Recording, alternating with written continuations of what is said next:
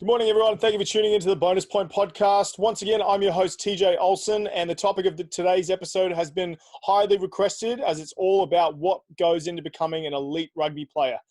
Just before we jump in, I just want to thank our amazing sponsors. First off, Whalebird Kombucha. If you're looking for a great tasting beverage that is actually good for you, go try them out at your local Whole Foods, Air One, or other health food stores.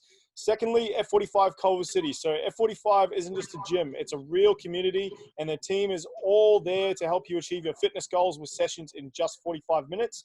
They're still operating very safely during these new COVID-19 regulations and restrictions that have been implemented. So reach out to them if you're looking for some life-changing results. Our next guest knows how to prepare to play at an elite rugby level and also knows how to execute it, as he has to go through all that prep as a professional rugby player and is also training other talented players as a strength and conditioning coach for one of Australia's elite rugby clubs. So I'm hoping he can provide our listeners with an insight on what type of training and prep goes into a full season of being an elite rugby player, and also an insight into his career over both rugby codes. Please welcome former Australian Sevens player, former NRL rookie contestant, and current strength and conditioning coach for Sunnybank Rugby Club, Peter Lee. What's up, Mana? How you doing? Marana, Bula, Pulvanaka Malolele, Tough Lover. No, thanks for having me.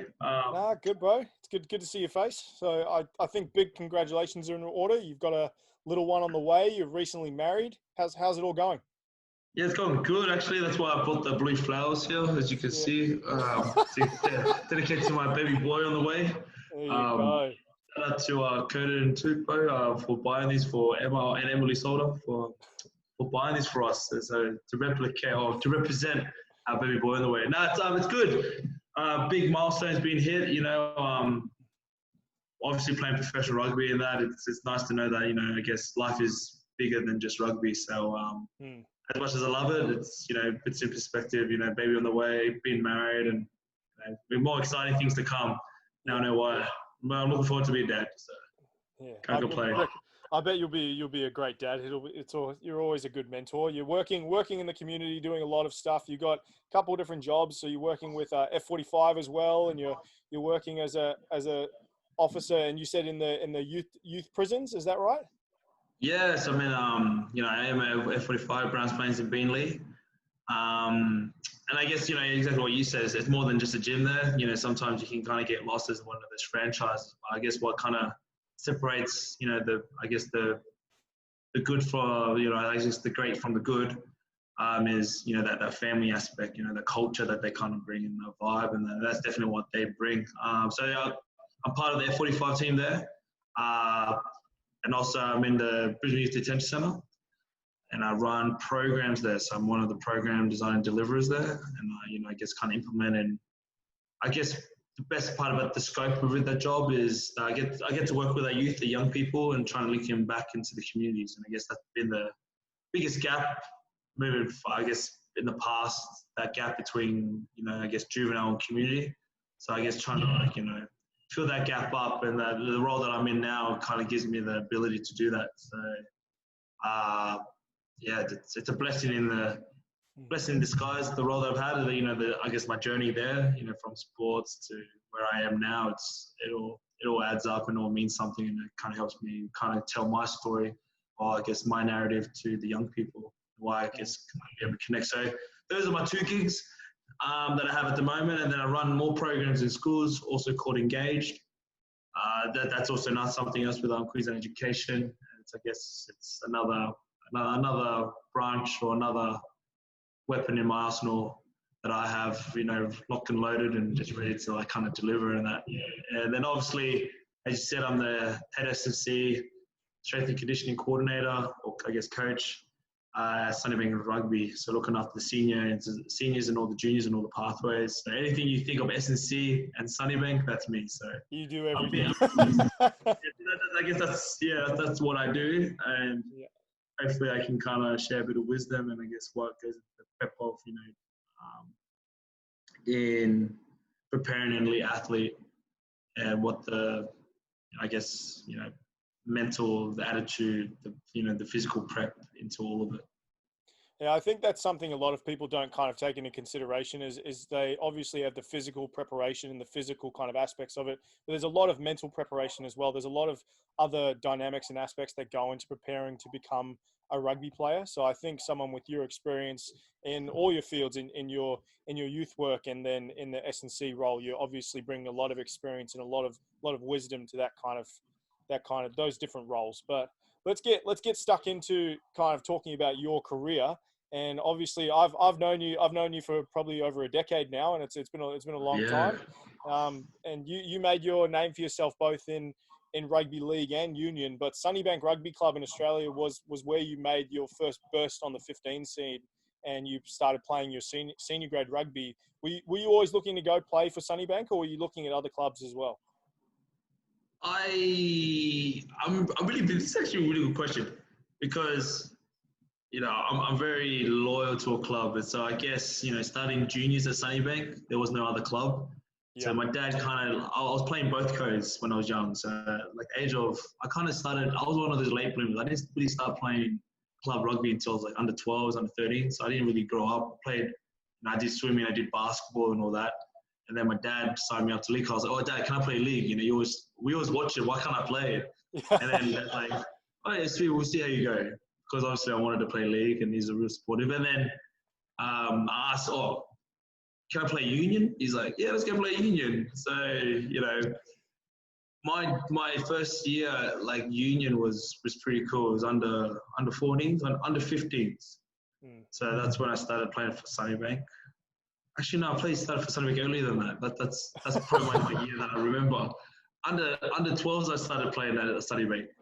Yeah, Under 12s, but then the under 15s was my gun team because I had like Teddy Teller, I had like Chris Clay, like all these gun players like yeah. that are playing like professional, playing for Fiji and all that. But I guess playing juniors for Sunnybank, and then yeah, there was no other club. I got to answer the question. Like I've just always bled in like green, white, black. You can always get offers and that, from other clubs, and which I did. But my main purpose, and I've always been a Sunnybank man at heart. So there's never been another club.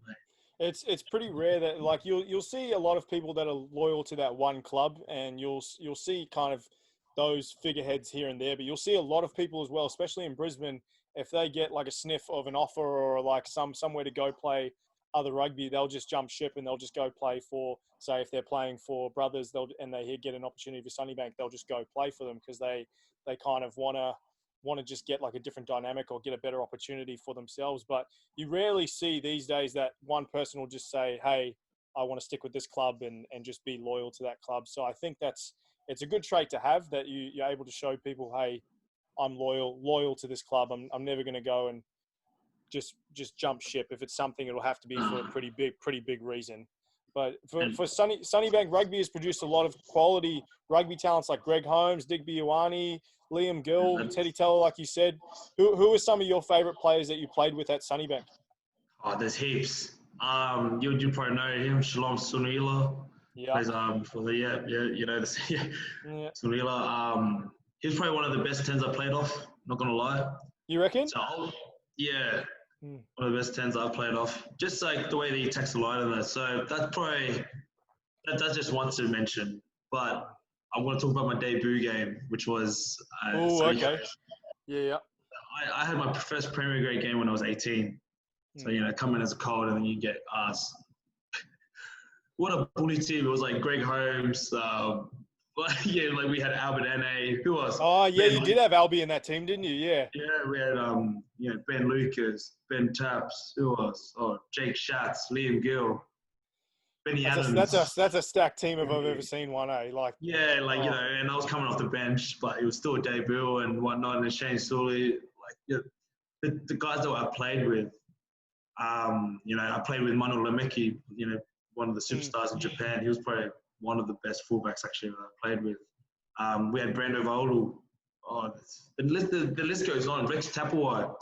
Yeah. I guess there's some really good players that Sunnybank's produced, and I think that's people kind of forget real quickly the kind of players that Sunnybank have produced, especially that era when they won the Super Rugby Premiership.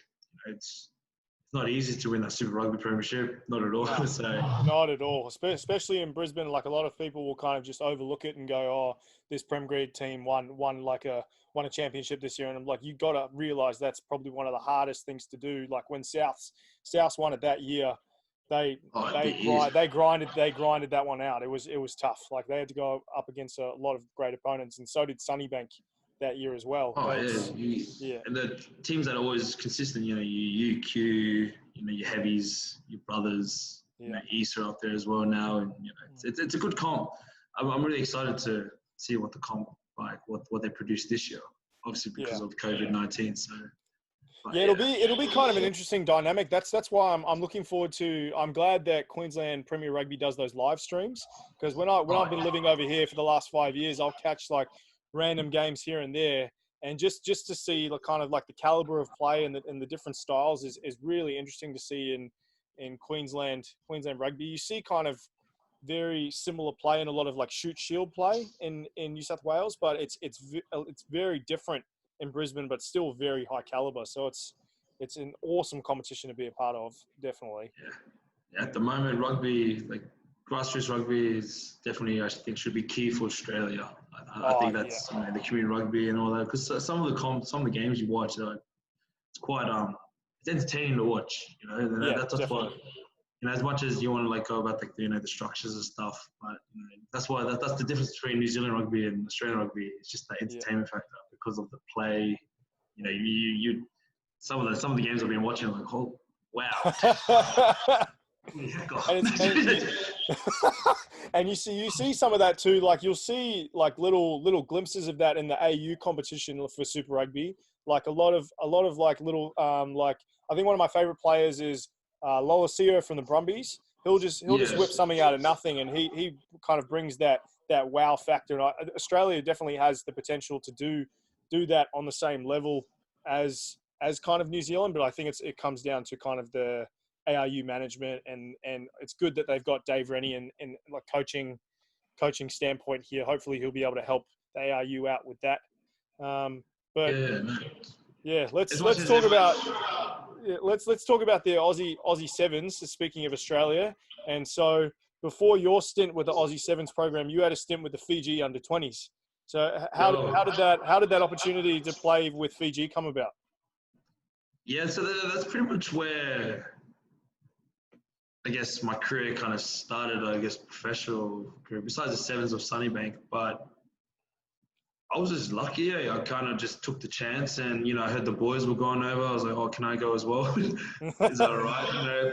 Just test myself against, some of the best of Fiji. And, in the small country of Fiji, I guess coming from such a big country like Australia, you have to kind of understand that, I made the team, but then you don't realize how much that position that you had in the 20s, because you just took like a position from someone in Fiji that was probably working just as hard as you, or if not harder, to try and get into the team.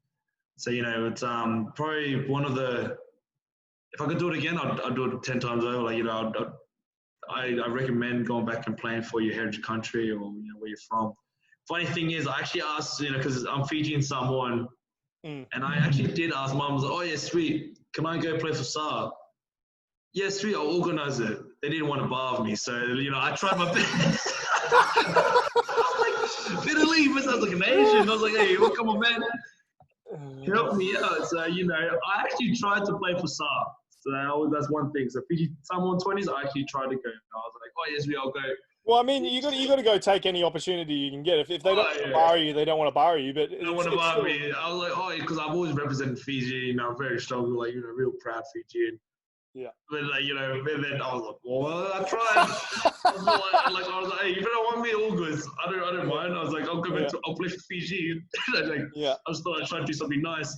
Because I didn't know you were Fiji SAR until like a few years ago. Because whenever we talk, I'd always think, oh yeah, he's Fijian, and then I think Zach brought it up, I think about 5 years ago, your little brother, and then I was sitting there going, wait, you guys are part Samoan as well? And he's like, yeah, didn't you know that? And I was like, No, I only thought you guys were just Fijian. That was it. And he was like, oh, no, yeah, part Samoan. Yeah, yeah, man, trust me, it's always get it because I'll tell you a story when like the Aussie Seven stuff. But so the way they come up, yeah, just opportunity come up, and it was such a hard grind. Like that training is kind of like what kind of they're old school Fiji, man, and like there's a reason why they're so successful in the sevens and why they're building up such a strong rugby force or nation. Yeah. Because it's ruthless there, eh? Like, live a military life, do mud runs, do like a 10K run, like almost every morning. Like, that's just normal. That's just regular stuff. And that goes back to what we were saying, as much as you have the physicality and that, it's all about mental for Fiji. No, it's not about, everyone knows, like, the Fijians even know that they got all the talent in the world, but that mental, that's the difference, the mental, like, I guess, capacity to actually, push through all the hard stuff.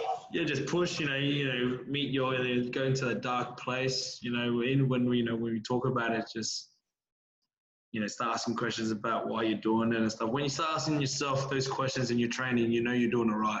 Yeah. It could be a very, very dark place to go, but it's definitely the place you need to go to kind of come through that tunnel and get to the light. Definitely. Yeah. Especially. So little side question with that though. Speaking about the Fijian aspect, what do you think about the potential of having those countries potentially join Super Rugby? So you have the Pacific Island teams, they could have a joint Pacific Nations team, or you could have Fiji, a Tonga team, a Samoa team. They could potentially join a new Super Rugby comp, whether it's a New Zealand one, whether it's an Australian one. What do you think about the potential of that? I think it'll be good for the more Pacific teams that we can kind of get in, like, build that, again, going back to the grassroots, and I'll say it a lot, the development, the more opportunities, you're going to have more opportunities for those, those kids, in the villages who are just not stuck there, but, that don't have that kind of exposure. It's very secluded, yeah. So, the more teams you can kind of get, and, Fiji did it first, doing like, jumping into the NRC. Absolutely smashing it. Look at the development that they've had over that short time in even the last World Cup. It wasn't like, oh, it's Fiji's going to get blown away by England. It's like, they could be England. They could be Australia. They could, they lost to Uruguay. What the heck? Oh my gosh. Yeah. Out of everything, you're like, what the heck? But, what the hell is this happening? I was like. Well, because I was in Japan watching that game against Australia. They had like a fan zone, and I was sitting there watching it, and I was like, man, they could definitely take out this game. Like it's a definite possibility, and there's so much talent that comes out of those Pacific Island nations, and it's just, I think, in my opinion, it's where the kind of the support systems are, and whether people can kind of help them get to that point. It's very, very limited with a lot of Pacific Island teams, and I think if they're able to get private ownership or private equity, and they're able to start building the economy, because you can see Fiji's become one of the biggest tourist destinations in the world. Everybody wants to go there. So I think if they take the same perspective with rugby and start to build just kind of those building blocks, I think it's definitely a possibility that they could become a tier 1 powerhouse in the near future. Yeah, definitely. I think. Well, I know that they will be if they continue this road. They've done the clean out. They've done everything to try to build Fiji Rugby Union. So it's exciting for Fiji and also the smaller nations, because you go to league, you saw Tonga beat Australia, a full-started Australian side. That's never been seen before. There are upsets, but that was like a big one. So it shows that give them a little bit of bit of freedom to choose who they can play and who can. To ease up on the the cooling off period. There's some damaging. There's some good competition coming up. 100%. Yeah, no, I agree with that. But with you being Fiji Star, what did it mean for you to put on that Fijian jersey for the first time and represent your country? Was it a big moment for you? Yeah, it was. Massive. What's to call it? a massive tick on my bucket list, and even if it wasn't on my bucket list, it is. It just got thrown on there. I just made it 12. I just quoted it. It was in my bucket list, just like this plot. But but it's a different feeling. You can't explain it, like especially when you do the Dhimbi, which is the Fijian war dance, the kind of like the haka, so the Fijian haka. So it's just different. Like you can't explain it. It was with that. Were you like, I know a lot of Maori kids or a lot of New Zealand kids that grow up like wanting to do the haka for the first time. Were you one of the Fijian kids when you'd see the Fiji team play, be like, I want to do that. I want to go perform like their war dance or like something like that? Was that something that you ever pictured in your head as a kid? Yeah, well, that's exactly it. Like I was like, oh, that'd be cool. Let's do that maybe one day. But I never thought I would actually do it on like that stage. Even though it was under 20s, it's such a massive staple now for anyone that goes to the 20s. Because usually, if you play 20s, you're gonna have higher honors after that. Usually, especially from the smaller nations. So, for what it was then, it was something imaginative special. Like it means a lot. Like the Dhimbi is not just something that you can throw around lightly. And like we're the only team that really does it in the rugby world. That out of all the teams like that represent Fiji, the Bati boys, the Fiji Bati side, they do the hymn. I know the Lord, but then I know Nongo, sorry. And then the Fiji is like it's I can't explain it. Well, once you do it, there's a lot of emotion and that you're so fiery, and it does give you that bit of extra intensity. Because that year that I played for Fiji 20s was probably our best Fiji 20 side. We had Semi, we had who was Teddy Teller, Solomon. Yeah, you guys had a pretty stacked team. You'll see a lot of people they're playing either Super Rugby right now, or they went on to playing sevens, or a lot of people have gone overseas. So someone else that went through like right now that's killing it, and I'm Parramatta must just have an eye for the 20 boys. Is Mike Civil? He come through the 20s Fiji system as well. So play with my younger brother. So there's that much talent that's coming out of Fiji. There's so much you can go. I went there for my honeymoon, and then we went on a cruise. But then obviously me being Fiji and I'm lucky, I was like, hey, should we go? Because obviously we took like a cruise boat. I took one of the boats, went to one of the villages and played touch there. Oh, hey. All the passengers, so we were staying there the night.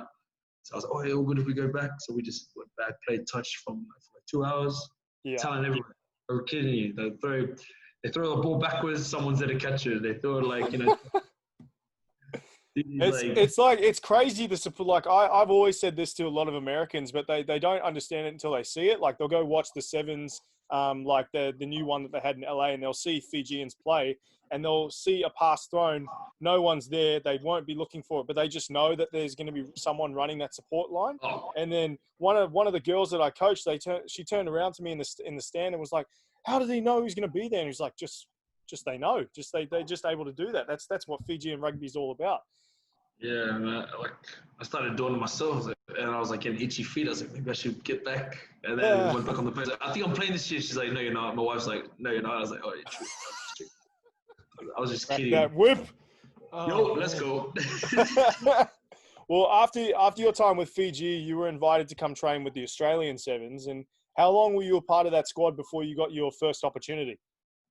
I was there for a while, like a lot of development camps and that. I think I was there for a total of 3 years, three and a half. So there's a lot of work. There's a lot of time, in the academy and that. I got invited to the Aussie Academy, and I was training with those guys, and with the back of my mind that the seven system was looking at me. And then even when I got back from Fiji, I was like able to like train with the Reds for a bit.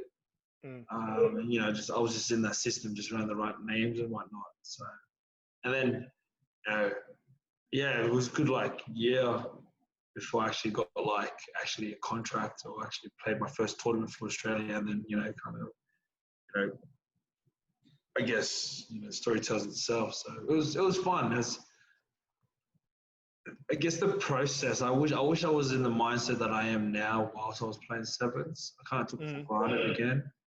Then I realized like the opportunity that I had in front of me, and I didn't adapt to the culture You know, people say that, you know, teams in that, like Aussie Sevens, the environment that you create, you know, it's like, you know, it ruins the game. But now looking at it back now, being a bit more mature and a bit wiser, and like hindsight, it's that, yeah, I should have adapted to the culture, and I should have adapted to the way they wanted to play, because at the end of the day, that's what they wanted me to do. I think it's like a catch-22 because, like, at the end of the day, you need that experience and that kind of those things to happen for you to realize or kind of appreciate that. But yeah, you can't obviously know that going in. You have to kind of go through that transition process. So it's something where, yeah, it's very difficult just to go in there and go, I can just adapt to this culture and then just go there. You have to learn how to do that. So it's something where you can't just wake up and do it one day. Yeah, that's exactly it. Like, I didn't realize, like, I was like, oh wow, I mean, that saying's really true though. It's just the beginning, like, you know, you got your foot through the door, but this is where the work begins, kind of thing. And I just, oh no, you know, which I did. You know, I had a really smooth start, and then it kind of went kind of stagnant. A lot of injuries for a year and a half. I was like injured, and like, you know, it really does play. But you know, the boys don't realize that because they're on tour and that. But you know, it does start playing on your mind, and then, you know, you start, like, you know, having those conversations with yourself, those demons that you have to fight by yourself. Like, the environment was great. You know, the professional environment with Aussie Sevens was good. It's just that I didn't appreciate it as much as I should have. You know, like, come like a year and a half later, I was injured, and then I got invited to a development camp. But like, you know, being fully contracted, you don't get invited to development camps.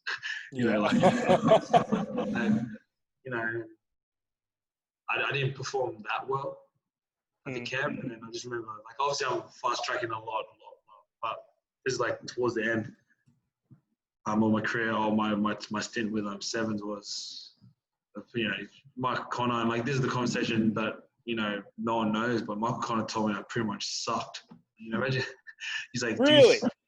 Yeah, he told me that, like, because the reason why we're down there, because we're just about to move down to Sydney, you know, move everything down to Narrabeen, and then, you know, he's like, and I don't know if they were, like, you know, trying to force it. I looked at it, I was like, what the hell? Really, like, you know, I think that's one thing they need to change, that culture of, you know, talking to different cultures as well, especially as a young fella. I was 22 or something, and like, you know, they're very old school. Michael Connors, Snoz, very old school. And if anything, you know, I didn't like the guy at the time, but I'm glad he did it, because it actually woke me up a bit afterwards. Like, you know, it took me a while, but pretty much told me I just didn't have it anymore. Like, I lost that spark. And, you know, it's not nice.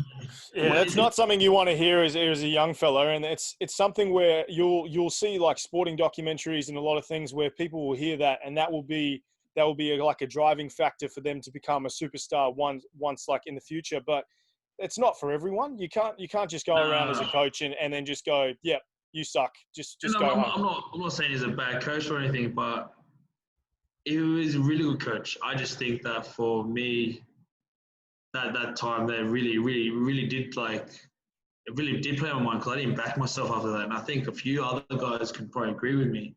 And, you know, I'll have that conversation again. Like, I'll speak freely about it. That I think, you know, call me soft or whatever, I was still there.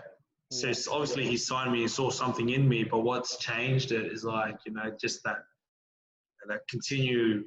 And I think that's the difference between good coaches and bad coaches, or even great coaches, is that respect that you demand from a player, but also have that rapport with the player to understand that this is what I meant. Yeah, definitely. Just transparency is massive, and I think that's where kind of, the culture in those Aussie Sevens was, you know, was good. I wouldn't say it was probably the best culture I had in, like, the world, like, you know, across the board, but it was good.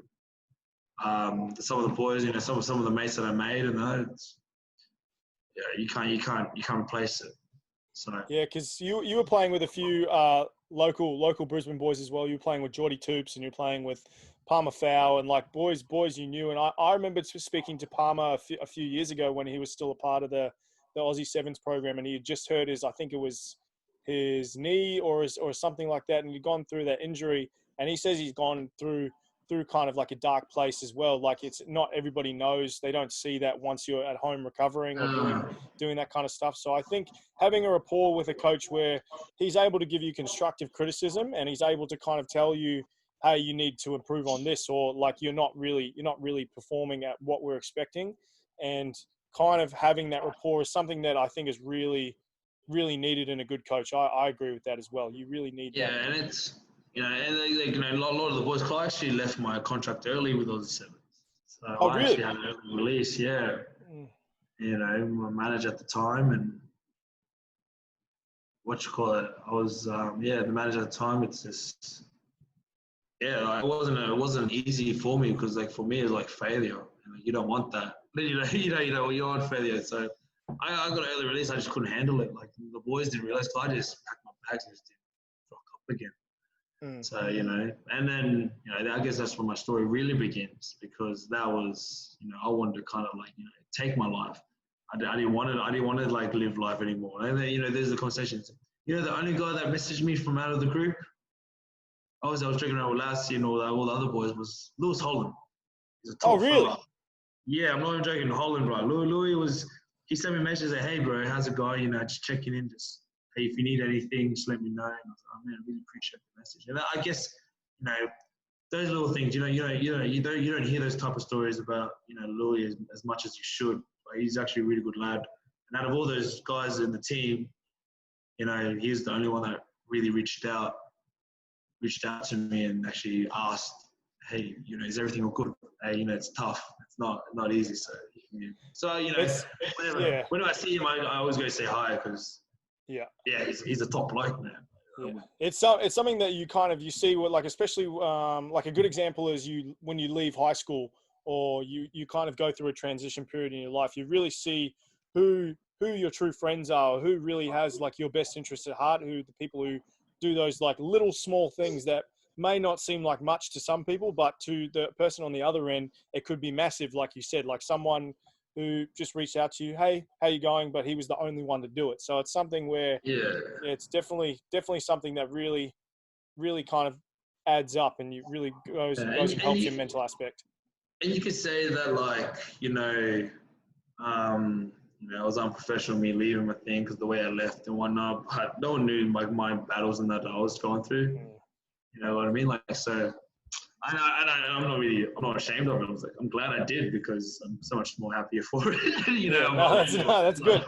Little opportunities came from it. So but on the other end of the spectrum, you ended up scoring a lot of tries for Australia during your time with them. Do you have like a favorite game or favorite memory with the team, or a favorite contest that you went up against? Not really, kind of like not shy away. Probably my favorite game wasn't it like my favorite tournament wasn't even for like Australia or anything. It was actually for Sunnybank. Like some of the tournaments I played for Sunnybank and Tribe, Yeah. And after a while, just because it actually felt like a bit of like more of a home for me. Like I was back in Israel. But then even then, like probably my favorite tournaments and that would have to be with the Tribe boys, Sam Kaslik and that, and the culture that they built around that. I really enjoyed playing for Tribe. And one of the best tournaments I played with them was probably the Dubai tournament. Yeah, the invitation. I do want to go out to that tournament, because I hear like a lot of good things about it. Yeah, like you can. It's a sick setup, but I guess again for me after Aussie and that went on my stint, it was for me it was just about finding happiness in playing sport. Really, it wasn't about. And I didn't say that I had a lot of other gigs and stuff overseas and whatnot, but I guess that was the kind of not wake up point. I'm just really lucky I had like a really good support system around to support kind of your mental well-being and everything. So like my mom and dad, like they were massive. That was probably one of the people that I didn't want to let down was the dad. Being an Islander and that, you don't really quit, especially in your position. Yeah. I did, I'm mentoring a few guys now, so I can't really complain. Like, yeah, but we can go into that a bit more later when I go into the NRL world. Yeah. Well, that's what I wanted to move on to after this. So a big part of your career has obviously been playing union, but you were also a part of a TV show called the NRL Rookie. So what made you want to pursue a career in league and audition for the show? So it was actually my push from, I just wasn't happy at Sunnybank, really. As much as I love the club, I just wasn't happy. I wasn't happy with like my performance. It really got to me, like the Aussie Sevens thing really got to me after a while. Even if I had like a few gigs overseas and whatnot, but yeah, I come back to Sunnybank and I just wasn't enjoying rugby. I just need something different. Kind of like a different opportunity. So I was actually just going to hang up the boots and just focus on career really. But then obviously the NRL Rookie came up. So and I wasn't even going to do it. I was like, after they extended, like, so they had like a timeline, a deadline. They extended that deadline and I put in my video, my application after that deadline. So after the second, I remember talking about this when you kind of with like, I think you had first sent in the video and I asked you about it and you were like, yeah, I didn't like catch the deadline at all. I put it in like way later and I was like, what the hell? It's for a TV show. One of my best mates, Shay Lawson, he was the reason why. So he was like, he helped me do the videos. Oh, I still did the application. He's like, yeah, you should do it. Like, you're really like massive support for it. So yeah, it was like legit. I was like, all right, let's do it. Like the night of, like when that's why I was like, always after the extension. But yeah, I guess one thing led to another. Got in and Bob's your uncle, so. and you guys had some pretty interesting challenges and like games on that show. Like it wasn't your traditional sports show. It was very different. So like, did you have like a favorite challenge or favorite kind of opportunity on that show? Yeah, my favorite opportunity, I guess, was the game against Melbourne Storm 20s. I really ripped up and killed it there. So that kind of like opened up a lot of. Oh, no, I turned a lot of heads when I was open. Like, turned a lot of heads. Like, oh crap! And I guess I just had a good crack. What they portrayed me in the show was, I don't know what they were trying to portray. Like some like. Because you were wearing this Sunnybank kit in like the first episode, weren't you? You were wearing. Yeah. There was you and there was a kid from I think East. He was. Elias Power. He's now a school teacher. He's a good guy. He's a good fella. At night time you would always be like, Elias, we need words of wisdom. So he just tell us like he's just a book of knowledge, like wealth of knowledge. He's like a 50-year-old man of knowledge in like a 20-year-old body back then. And we used to just laugh. Some of the stuff that he would say was outstanding. Yeah, so that was probably that. And like one of my favorite challenges was actually the sheep one when I had to try herd sheep. Because I was like, why do you need this? Oh yeah. How do you herd sheep? It's like, is it all by luck? You just go talk to a bunch of New Zealanders. They'll tell you how to do it. How do you? Oh man. Sweet. Oh. But and you got pretty close to winning the show as well, but ended up getting cut around I think week 7. And yeah, so like I guess a week out from the final challenge. So yeah, that was I should have went a bit harder. They got to me, and it was actually funny. Like they actually that's like they because they play not mind games, but they really do test you. It's not a fake show, that's for sure. Everything that we did was real and real time. So yeah, I went close, and I wish I'd won it. Things might have been different, but saying that it opened up a lot of doors and opportunities. Then a rookie, so no regrets. Got to where I am. Played Q Cup for Tweed. Had a few. That's what I was going to ask you as well. Is you made the trek down to go play for Tweed rather than going back to Union. What made you trek down south and go play for them? This is an opportunity, and I'm glad I did. I could have gone to Ipswich to my backyard. I was living in Ipswich at the time, or Springfield Lakes area, and going from there to Tweed, it's not a short drive. It's not an easy drive, yeah. But, you know, again, it goes back to the whole, you know, happiness and culture and that. And I really enjoyed it down there. You know, made some really good mates. Some really, like, I got two best mates out of that team and that. And, I would have continued to go there, but, you know, I was really unlucky. I tore my pec. I did my hand. So, you know, just injuries, you know, it's all part of the process and part of the game. So, I was like, come on, man, Lord, what's happening here? Come on, talk to me. If I've done something wrong, let me know, but I can't. Just tell me in my ear.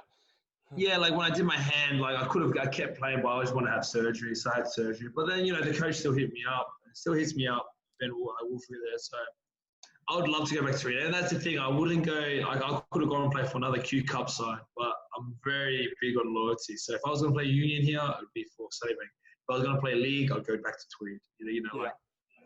It's just the type of guy I am. And it's especially with that stuff, you know, just, you don't see it much. But it's a great club. Like I actually really enjoyed Tweed and the coaching staff and that back when I was there. Aaron Zimmerly, he's actually in Canada at the moment, so. Oh, okay. Well, I've always heard good things about Tweed. Like Tweed's always been. You always hear about great culture down there.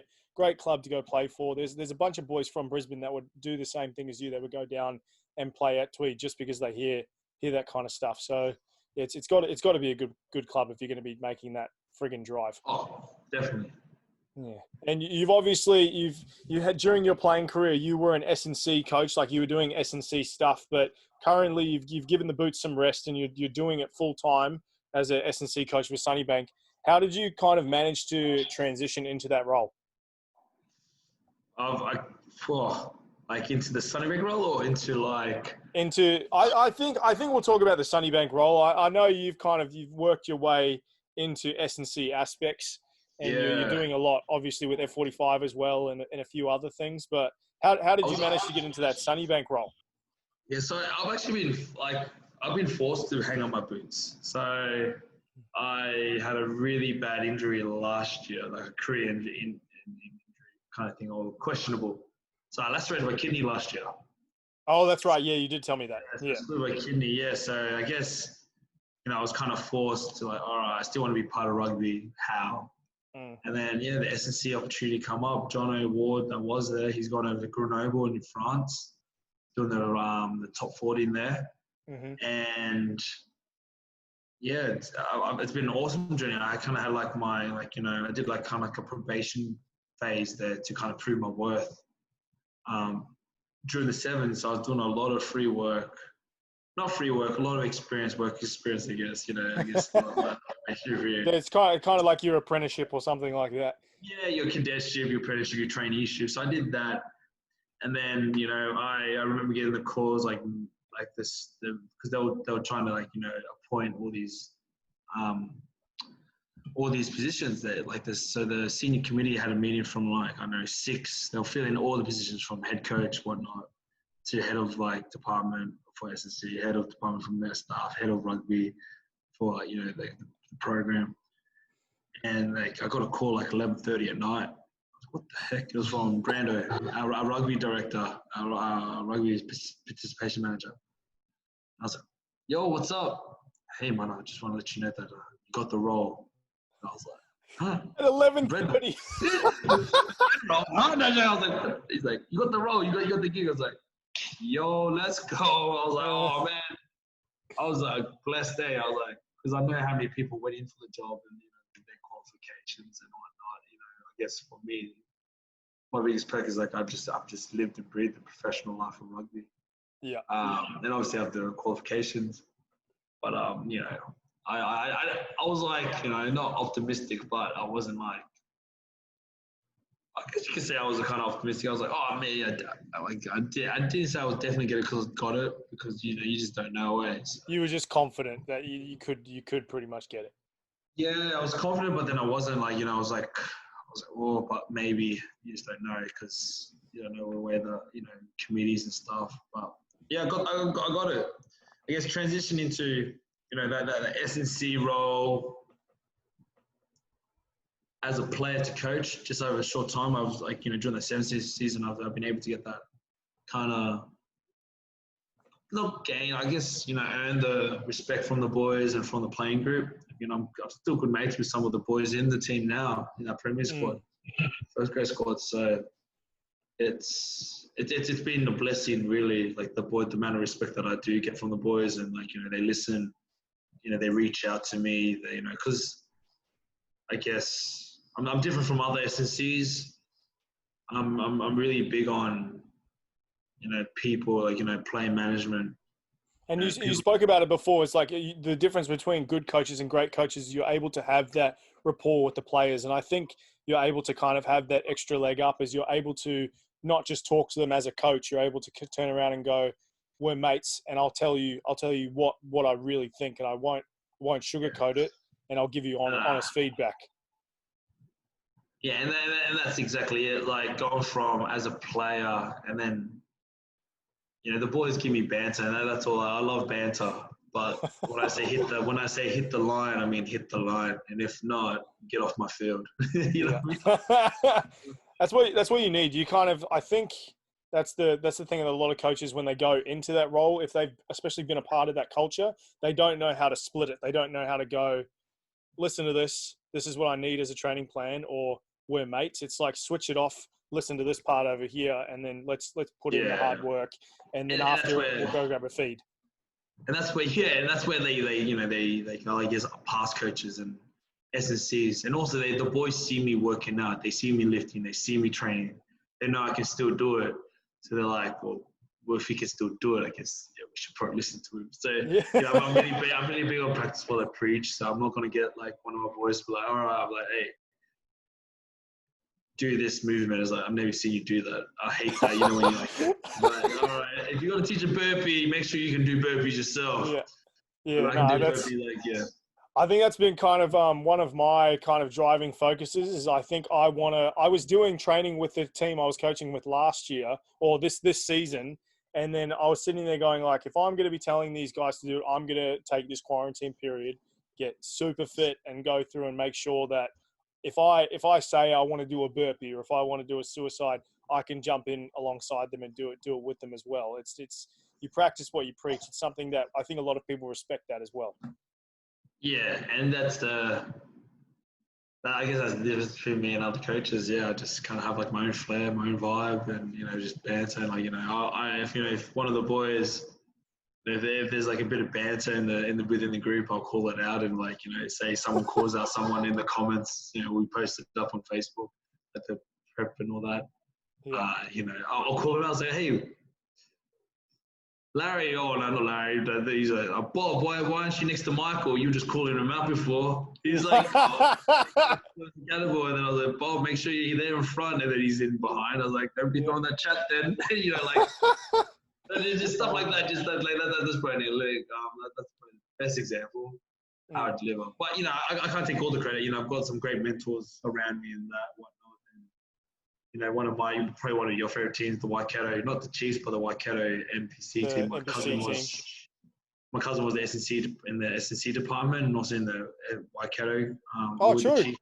Yeah, Luke Vossel is his name. He's there, and he's been a strong pillar for me. I've got a few things from like Matt Ellis, ex SNCs from Sunnybank, and Flinny, Owen Flynn.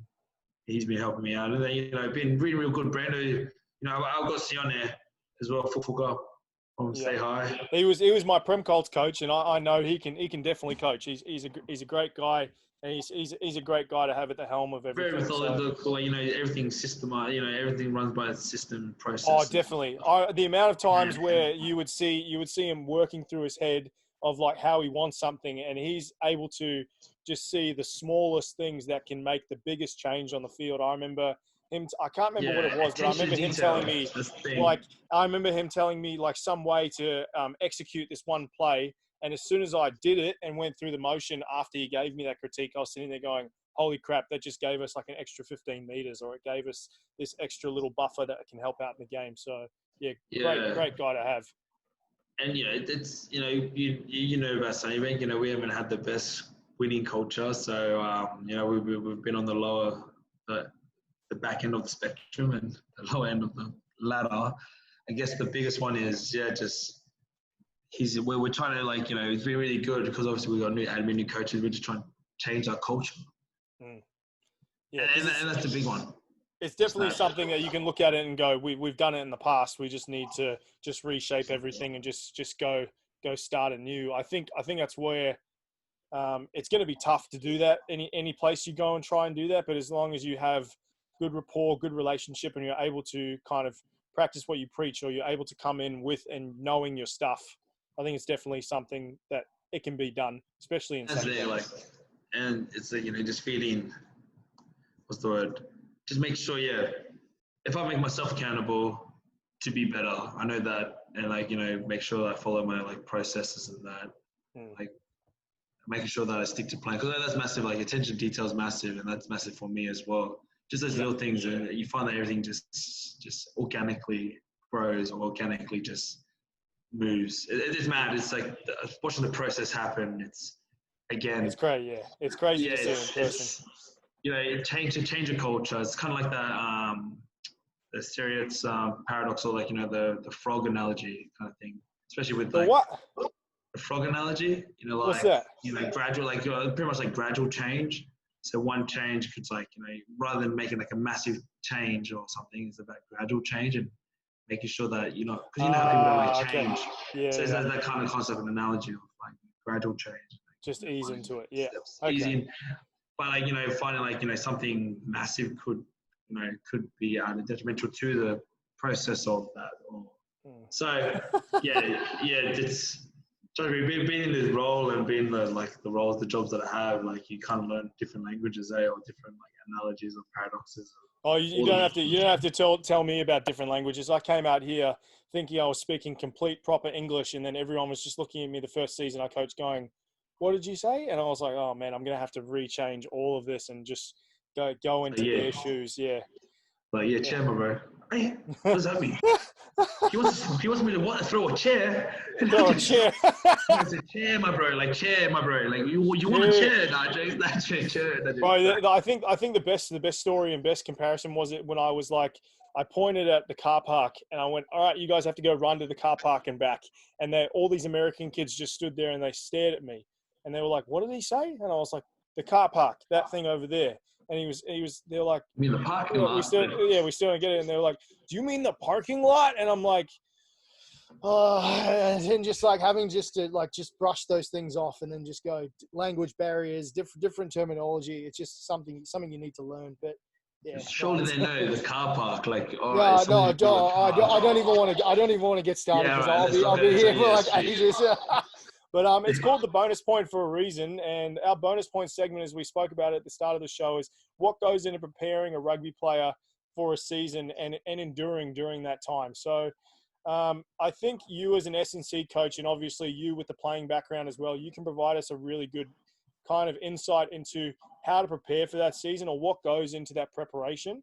And before we kind of get into that, I just wanted to see, how has the dynamic been different with the pandemic for the Brisbane competition? For you guys, I saw a video, I think, when you guys first went back to training and everybody had the table with the hand sanitizer and getting the heat checked and everything like that. What's been different? What have you had to think about as an S&C coach? Yeah, just I guess getting creative, eh? That's the biggest one, and making sure that you are following the procedures and the policies that are in place and the restrictions. Until obviously, it's been really good that it's eased off now, but at the start it was like, all right, sweet, sorry boys, you guys are gonna run, hit the ground, run, because we weren't even allowed in the gym, the Sunnybank gym, because obviously the way that Sunnybank the gym's run, it's under Sunnybank, so therefore we can't use anything else, but because with the process and that the club, it's in a plan, and that's what we have to stick to until we also open it up. We've just recently opened the gym 2 weeks now. So. And Sunnybank's got some nice gym equipment. Every time I go there and I'd see it, I'm just like, man, I wish South had this. This sucks. They have the best stuff. We have the best facilities. It's been underutilized, so now that's my job to make sure that's changed. But SSC, it's quite easy, you know, there's a lot of body work, you know, body weights, weighted exercise and whatnot. And, you know, Sunnybank in the past years just hasn't been fit enough. We haven't been fit enough as a club across the board. So I guess that was one of the things I did want to change, was that mindset of like Sunnybank being able to last 80 plus, you know, minutes, have the players to be that durable. And then let's kind of jump in and let's talk about it. So we'll say that I know obviously a lot of players, we spoke about it before, as each player has specific needs and goals to prepare their body for a season of rugby and prepare their mental capacity as well. But if we just think of kind of a general sense before preseason even starts, what do you think about goals as your players? Is it just kind of the fitness aspect, or do you have like a checklist of everything, or is it you just want to get them that 80 plus minutes? You want to get them ready for it? Yeah, I guess it goes back to like before we even start. So I always base everything around 4 pillars of like what my values are, right? So, and then it's also the 4 pillars that also can relate to what the Sunnybank players also want to do. So, you know, every player is different, but as long as they have, you know, respect for themselves and for the team, that's massive. So, you know, these 4 pillars are like the values that we have. And it's like I said on my wrist. So we have like relentless, accountable, respect, and resilience. So those things come into play, and then, you know, before you even start training or anything with SSC, and this is what I'm massive about, is also creating a culture around it. You know, what's something, there's no use me saying, or how am I going to sell it, or how am I going to create this viable culture, buy-in from the players. So when I'm going to go prep and that, obviously you can take all the science and whatnot, but science is no good if no one wants to buy it or no one wants to buy into it. Yeah, definitely. I think, you know, and this is something massive in Australia at the moment. Like, and this is the difference between Australia, New Zealand, America, and all that. New Zealand's such a massive forum, and everything that they do SSC-wise is to improve New Zealand rugby, right? So you see every SSC coach doing pretty much the same thing or similar things to kind of, you know, get the upper edge, or, you know, they're trying to reinvent themselves, and they're also sharing a lot. Here in Australia, I don't find they share just as much as in SSC, which is quite not disheartening, but it's very hard to get, like, you know, what are the Reds doing, what are the Waratahs doing, unless you actually know or have a kind of foot in the door. At the moment, everything's like, you know, not made up, but, you know, you have to do your own research. Well, America's the same. America's it's an open forum. They're very open about, like, you know, what they're given and whatnot. Here in Australia, you have to show $1, and I think that's where, you know, show me the money. I'm like, well, no, well, if I was, you know, with some of the guys that I have and that I'm mentoring, it's, you know, I think my knowledge is worth a lot. It's worth a lot for everyone for free. You know what I mean? Like, you know, it's worth a lot that you can't get, but it's whatever you want to interpret it. So preparing the player, massive for me, is about knowing the player and who you're working with. You know, there's a difference between working with a junior grade player, all right, and then obviously with the seniors. So at rugby, we have like 5 stages of, you know, I guess the 5 principles of rugby. We have the same thing for SNC, that we've developed 5 principles or 5 stages that we want to achieve at Sunnybank as SNC group. So, you know, making sure it's fun. So fun is the first stage 5. So that's for anyone like juniors and that, because, you know, if you jump in too early, you can kind of lose it all. So fun, enjoy training. So also in the same thing, but train for purpose, train to play, train to compete, and then train to win. Okay. Yep. So those are the things that we take into consideration when we're, like, you know, you go in more detail, but that's all we've kind of developed around our SNC team. So to build the elite guys, you know, you're training to compete, but then also training to win. So that's number 1. Train to win, train to compete. Yeah. And that's probably the area I'll kind of focus on with this talk. So more, and then once you build that culture, once you, like, realize, like, these are the stages that we're at, because you might have a premier grade player that just wants to play for fun, but that's unrealistic. Usually, if you're playing top grade, playing premier grade Reggies, you're pushing for high honors, right? You got a fair amount of drive in you. Yeah, lots of drive. So those are the 5 stages. So culture, the 5 stages, where the players fit in that, and where they do. So, you know, your veggies in that could be like the stage 3, stage 4, just train to train, and then you train to compete. After that, that's when you kind of get into your macro cycles, your micros, your mesocycles, your microcycles. So your macro cycles obviously the whole year. Your mesocycles, like those the little stages, those cycles, like for 2 to 4 weeks. So they're usually the month or month and a half of like what you're programming. So before I get into meso, you got like you have your off season, you have your pre-season, you have your competition, and then you have your transition phase, or your I wish I had like a PowerPoint. So you make some like mad as like I'll just edit something in as soon as you put your finger up and just be like, bam, right there. Right there, bam. So yeah, and then you have your post-season, your transition season to like what they're trying to those are the conversations again. We go back to the culture and the stages that they fit in, and then back into the science. Well, I think when we get past the culture, and obviously that's a big standpoint for a lot of teams is getting that culture right first, and then focusing on a lot of the other stuff. When the boys are getting stuck in the preseason, are you focusing more on cardiovascular endurance? Are you focusing on strength? A balance of both? What's kind of the top priority? And again, it goes back to individualizing and personalizing the program for tailoring it to the player, to the position. So my props in that, they're not going to be as fit as my, they're going to give catch-22. They've got to give a little to take a little, to take a little to give a little with what their position. I don't want my prop. If my prop is running a better beat test or better yo-yo than my outside back, there's a lot of questions being asked about why is that outside. You know what I mean? There's different things like, props of power athletes, they can still, don't get me wrong, they can still be fit, but it's a different type of fitness. Your flankers, your loosies, your back rolls, and it depends what type of lock you are. You're 4 or 5. Now, what the way that you play, are you open sided, you think. So what I've done now is I've actually individualized all the programs according to your position. And then in that position, I've actually individualized in that, because everything's app-based as well, individualized to the player. So it's like, there's a lot of thinking, there's a lot of depth and a lot of thought into it. It's not just, oh yeah, sweet, you can do that. It's not generic. Yeah.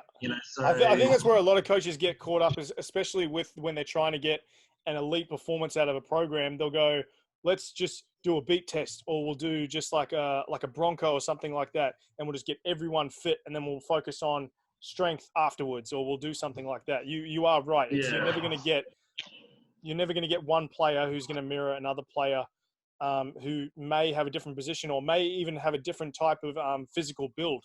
You see hookers or props, even in the AU competition, you'll see one massive big bloke who's got a lot of power, but then you've got another hooker or another prop that may have a lot of internal strength that could do other things. It's very, very different. And that's the biggest that's the biggest I guess argument, like where do you kind of draw the card? No, there is no secret recipe. I think it's like your own recipe, really, like your own special sauce that you create for your team, So like I'm making a stir fry right now. Tomorrow I want to make it, I'm gonna be like that, you know what I mean? Like I'm making a stir fry right now, and I'm gonna make sure like the best thing to all these positive results. And those are the KPIs, like the percentages, and it goes back to someone like Beauden Barrett, right? So for the Bronco, every outside back needs to hit a 430. Right, under 430, or not that, like 450, under 450. But Beauden Barrett just ran a 413, or 417, the fastest ever. Something crazy like that, Yeah. But if he ran a 420, is he improving? Is he decreasing? Like, you know what I mean? Like, was it just an off day? Because testing, so like there's so many variables in it. Like, so there's like brackets and stuff. So for some of the players, like, as long as they're around like a certain KPI or a certain benchmark for you, they're fit. And like that, and that's where S&C can kind of get real wrong. S&C is either about, improving a player or also maintaining a player. Because at the end of the day, my main goal, my sole purpose is to make sure that player is ready to go on the field. It's not about having this ego thing as S&C, as I'm going to make you the fittest, the strongest, well, I'm going to break you as well, because that's what you're going to do. You're just going to lift, but then they can't play on the field. So it's about body management. Like, we have a lot of data around wellness, well-being, how sore you are, it's all that whole wellness, again, the mental aspect of it all. Like that's what I look at majority of the time. How are you feeling after the game? Because so I guess the last question I'll ask in regards to this is the mental aspect or the kind of the physical aspect with your players is which is more important, or are they both the same to kind of develop and continue with recovery and avoiding injuries or maintaining that increase in development? Is there one that is more important than the other, or just maintaining both of them? I think, if you want to create a holistic program around S&C and also around rugby, you have to have everything has to be equal. Nothing can be greater than the other. If you kind of lack in, I guess there's a certain level, go back to thinking there's a certain level of fitness and cardio that a person has. And again, it goes back to individualizing the program, individualizing exercises for that person. And that's probably what I want to say is it's about individualizing and about making sure that everything that you tell that person or that player, not person, the athlete, is balanced. There has to be a well balance, because if it's overcompensated, say you're too much cardio, right? Mm.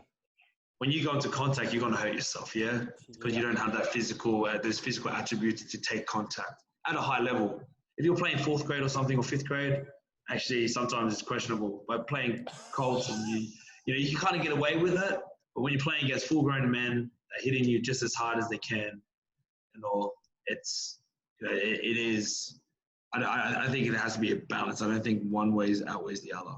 Yeah. And the recoveries, end of the day, for me, during in-season, during off-season, you can smash them. But during in-season, it's about, maintaining, managing the player, managing your body, making sure that your injuries are right, or your little niggles, try and get you back on the field.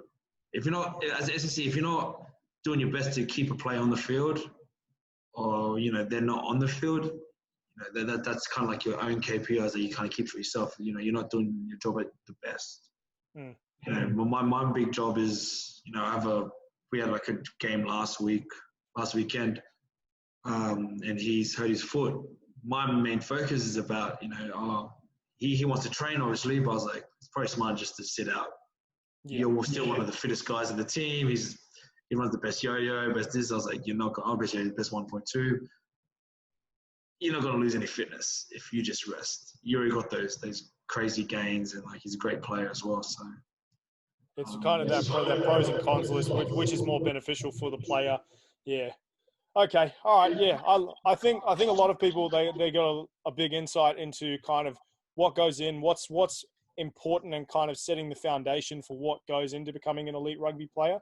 So I think we'll leave it there. But I think if anybody has any questions or anything, I'll put out your details, and if anybody wants to reach out to Peter, more than welcome. I know he's always keen for a good yarn and keen to help out people. So I think it'll be. Yeah, no, definitely keen. So sorry for keeping you. No, Jesus. Nah, shush. You never keeping me.